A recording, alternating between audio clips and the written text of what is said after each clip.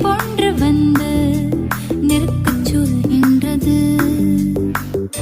நிற்கவா போகவா கேக்குதே பாதங்கள், வாழவா வாழவா ஏன் இந்த தாபங்கள்.